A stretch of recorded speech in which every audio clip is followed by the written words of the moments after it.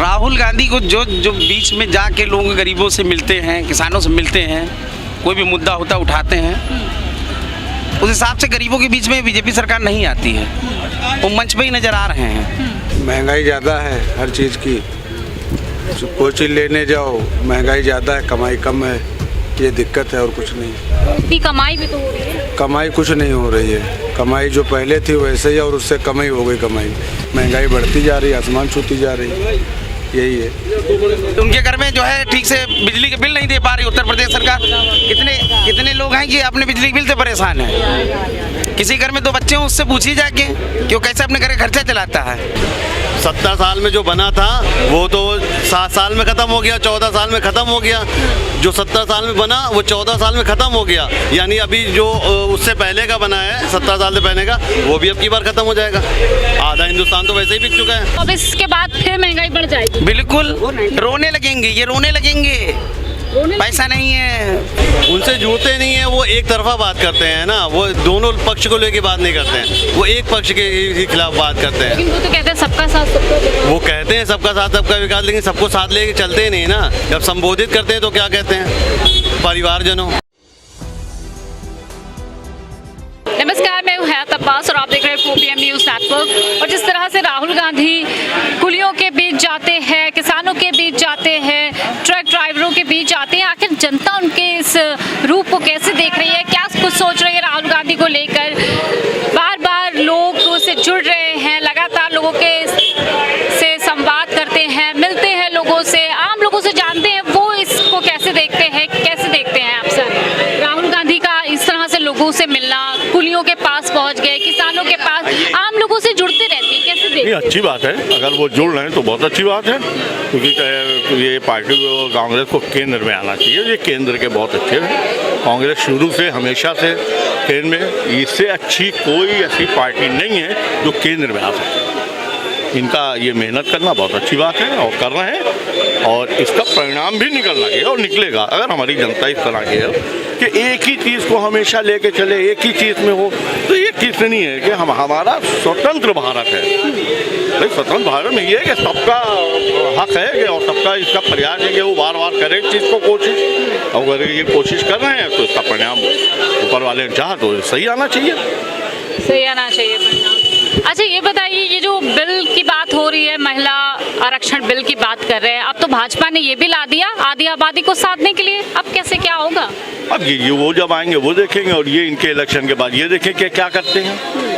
ये तो इनको पर डिपेंड है ना। तो जो ऐलान करेंगे, जो आवाम को बताएंगे, तो ये जो बताएंगे वो आवाम सुनेगी, उसी पे अमल करेंगे लोग। तो वहाँ जो होगी, लोकसभा में बैठेंगे लोग, चर्चाएँ होंगी, कराएंगे, लोकसभा में होगा, बात होगी, वो देखा जाएगा। भाई यहाँ तो वो जो करेंगे वो उसको माना जाएगा, जनता मान रही है, सब उसे मान रही है। अब चाहे वो मुश्किल में रहे जनता या अपनी परेशानी में रहे जो।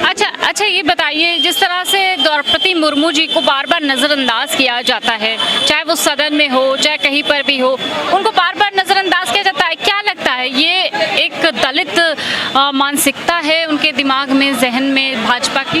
भाई या तो फिर वो ये ना कहें कि सबका साथ सबका विकास, अगर उनको लाए हैं तो उनमें कुछ काबिलियत होगी जभी तो लाए हैं।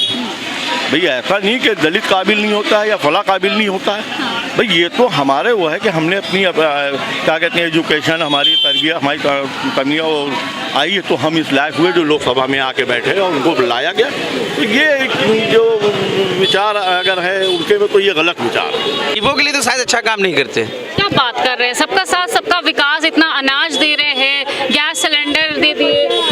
सिलेंडर अगर जो है पहले 400 या 500 का भी था, अब तो 200 कम कर दिए। 200 कम कर दी तो कोई बहुत बड़ा एहसान थोड़ी ना कर दी है। क्या अगर जब महंगा था तब भी तो खाना बनाना ही बनाना है ना, 20 बच्चों को भूखा थोड़ी ना छोड़ देंगे। खाली बस खुशहाली है, बस समझ लीजिए ठीक ठाक चल रहा है, बहुत ज़्यादा अच्छा नहीं चल रहा है। हाँ, एक आम आदमी से पूछिए, उसको पता चल उसके बजट के बारे में, तो वो आपको बताएगा। बताइए, मैं आपसे पूछ रही हूँ, एक आम आदमी है आप, क्या है आपकी राय? बजट सही नहीं है, बस गरीबों के लिए कोई भी उनके पास कोई भी खास स्कीमें नहीं हैं। हाँ, और खासतौर जो मध्यम लोग हैं उनके लिए तो बिल्कुल कुछ नहीं है। बताते हैं कि हम करते हैं, ऐसा कुछ नहीं है। सब दिन पे दिन इन्हीं के पास जा रहा है, घूम फिर के इन्हीं के पास आना है। कोई भी नीति लेके आते हैं सारा पैसा अभी देंगे फिर वापस ले लेंगे। 200 रुपए गैस पे कम कर दिया। तो 24 से फिर 24 आके 25 में तो देखिएगा 200 का फिर हो सकता है भाई 1500 का सिलेंडर लेना पड़े इंसान को। ऐसा हो सकता है? बिल्कुल, अभी तो जीतना है ना उनको,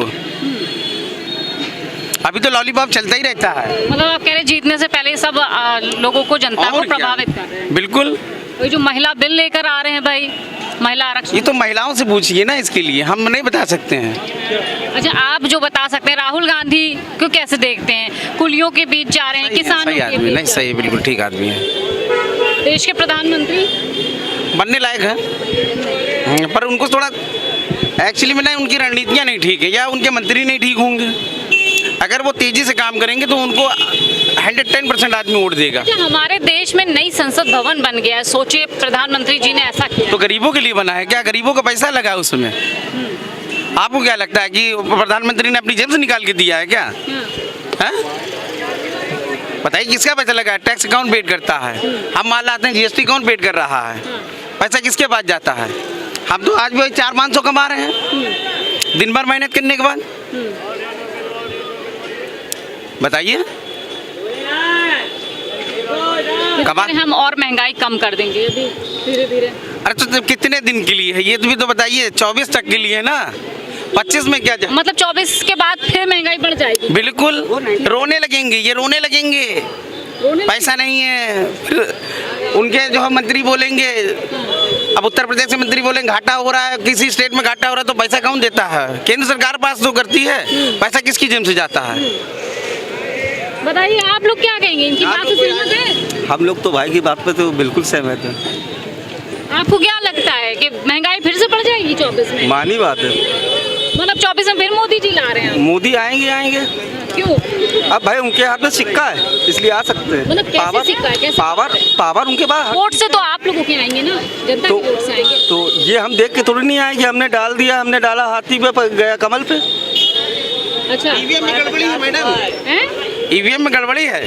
ईवीएम में गड़बड़ी है और क्या? उनकी सरकार है, वो कुछ भी कर सकते हैं। उनकी सरकार चल रही है, वो कुछ भी कर सकते हैं। नोटा पे जितना वोट जाता है, आपको लगता है कि नोटा ही पे जाता है? तो सब बीजेपी को जाता है। अच्छा, और क्या? मतलब आप कह रहे हैं कि ईवीएम की वजह से ही वो जीत रहे हैं? 2 बार प्रधानमंत्री बने ईवीएम। एक बार बन के दोबारा तो बेईमानी से बने हैं वो, उसमें कौन सी कहने वाली बात है? इतना कुछ कर रहे हैं देश के लोगों के लिए, वो कह रहे हैं अमृत काल ला दिया है। आप लोग कैसी बातें करते हैं? किसी घर पे जाके देखिए कितना अमृत भरा हुआ है। हाँ? उनके घर में जो है ठीक से बिजली के बिल नहीं दे पा रही उत्तर प्रदेश सरकार। कितने लोग हैं कि अपने बिजली के बिल से परेशान हैं। किसी घर में 2 बच्चे हैं, उससे पूछिए जाके कि वो कैसे अपने घर का खर्चा चलाता है। एक नौजवान अगर होने के नाते आप क्या सोचते हैं? हम क्या सोचते हैं, मोदी जी को जिताएंगे और आगे और भी जिताएंगे। मोदी जी अच्छे इंसान है, ये कहेंगे और क्या कहेंगे। ये कह रहे हैं महंगाई बढ़ रही है, सारी बुराइयां, आप कह रहे हैं अच्छे इंसान है। कैसे बुराइयां हैं उनके अंदर? हम तो नहीं मानते कि उनके अंदर बुराइयां हैं। मौजूदा सरकार की बात करूं तो क्या वो सारे काम आप लोगों को होते पूरे नजर आए, वादे जो किए गए थे? फिलहाल तो कोई वादे नज़र तो नहीं आए, जितने भी कि उन्होंने 1-2 अगर को गिनवा दे तो मैं मानूँ भी। अच्छा, अब ये नया बिल जो लेकर आ रहे हैं, महिला आरक्षण बिल पर 33%, इसको कैसे देखते हैं आप? ये अभी मैंने देखा नहीं, ना नॉलेज में मेरे ये। जी, क्या उम्मीद क्या है सरकार से? आइए आप लोग बोल सकते हैं। उम्मीद तो फिलहाल कुछ दिख नहीं रही, ना जाग रही है, तो हम कैसे उम्मीद करें बताइए। अब 24 का इलेक्शन आने वाला, उसमें देखते हैं क्या होता है। आप लोगों के वोट से ही तो होगा जो होगा। जी बिल्कुल।